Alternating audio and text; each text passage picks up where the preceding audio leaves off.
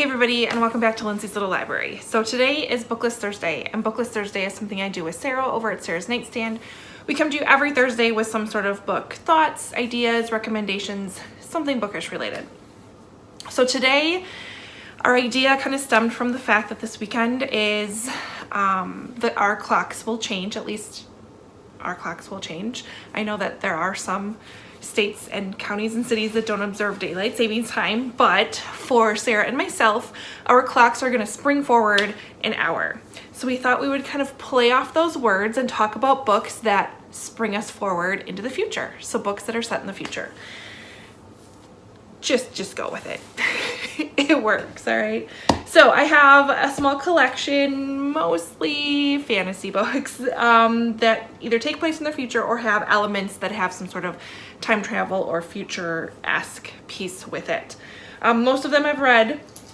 One of them I haven't, so I'll start with one I haven't read, which is Wool by Hugh, Howie. I'm pretty sure this is set in the future from what I've been looking at. But on the back it says, what would you do if the world outside was deadly and the air you breathed could kill, and you lived in a place where every birth required a death and the choices you made could save lives or destroy them? This is Jewel's story, and I know it's a series, and this is the first book, but there's book number one. Next one I want to talk about, Ready Player One by Ernest Cline. Of course, is set in the future, and we have not been kind to Mother Earth, so living in reality is not fun. Like, they live in these stacks, like it's stacks of RVs on top of each other. Not fun. So the majority of people spend all of their time in this virtual reality world of the Oasis, where the owner of the Oasis has passed away but left a number of Easter egg type clues within the Oasis to win his fortune. It's such a fun book. I also have Ready Player 2, which I haven't read yet because I want to listen to the audio, because the audio is narrated by Will Wheaton and it is one of the best audiobooks I've ever listened to. I know I've said it 1,000 times before. I'm going to say it again. Highly recommend this book. Next one I have is a trilogy. It's the Illuminae files, set again in the future, and we are able to move about space and move between galaxies at a much easier pace than we are now. And so this follows what happens on one planet where there is a company doing some illegal drilling at that planet. They get attacked by another company, and they have to flee. And so this is the Illuminae files. So it's told in a very unique way, as if this is like a case file or compiling of what happened. It is fantastic. This book, you will read through this so fast, and I've also heard the audio is just as amazing. Cannot recommend this enough. I read this entire trilogy last year. You guys, I don't finish series. I did this one because it's that good. A couple more series I want to talk about. So then we have Scythe. This happens to be Thunderhead because I have Scythe is borrowed out to a friend of mine. So Scythe by Neil Schusterman is a trilogy, Scythe, Thunderhead, and the Toll. Again, told in the future when mankind has figured out how to avoid death, basically. We've cured all diseases. We can fix any type of bodily injury that happens with an accident. People just don't naturally die. It's a problem because population control, right? So then they have these scythes that are the people in the world given the power to determine when someone does pass away, to kind of cull humans. So we follow the story of two kids who are apprentices to a scythe and learning how to become scythes themselves, and follow that story.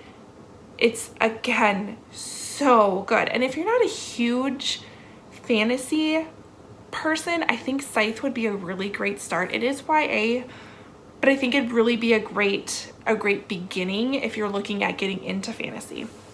And then Thunderhead's the second book. Still have to read that. Another great one that would be fun if you're not really into a lot of fantasy but want to get into it is the Cinder series, or the Lunar Chronicles is what it's called, not the Cinder series. I don't know where I got that from. Lunar Chronicles, first book is Cinder. They have a bit of a fairy tale retelling. So this one, of course, follows Cinderella, and our main character, Cinder, is a cyborg. So she has like a robotic leg, and it follows her journey to kind of save the world. So there's Cinder, Scarlet, Cress, Winter, and then 2 novellas that go along with this series. Another series I've almost done. I haven't read Stars Above, but for the most part completed this series, and it's awesome. Awesome, awesome. Again, set in the future, but it has fairy tale elements. And then the last 2 books I want to talk about, a little bit different than the fantasies that I just mentioned. These are ones where the books start in the future and end up going back into the past. So the first one, actually, I should say I haven't read this one yet either, because hello, that's why.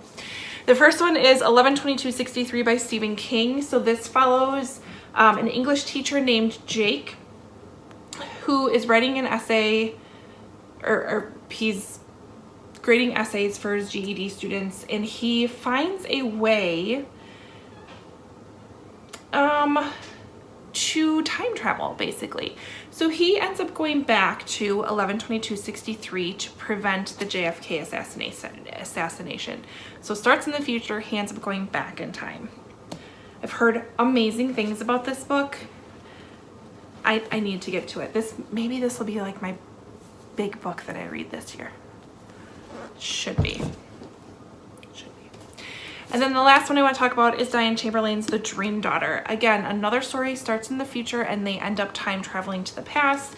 It follows our main character. We have Carly, who was born in the 1960s, who meets this, I think he was a wounded veteran at the rehabilitation place that she works, and ends up kind of setting him up with her sister. She's already happily married, so he becomes kind of part of their life. She finds out she's pregnant, but her daughter is diagnosed with a heart condition that she will not survive when she's born. But her brother-in-law, this wounded veteran that she met, tells her that he's from the future. And from his time, that is a procedure that can easily be fixed and her daughter can survive. As much as it sounds crazy, it is so well done, and Diane Chamberlain does an amazing job with this story.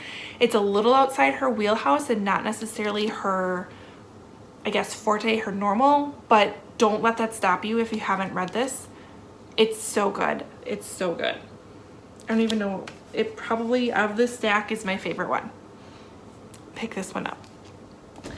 So those are a few books, a little more than 5, because I like to give you a bonus sometimes, of books that are set in the future or somehow deal with a little bit of time travel, considering we're going to be springing forward an hour this weekend.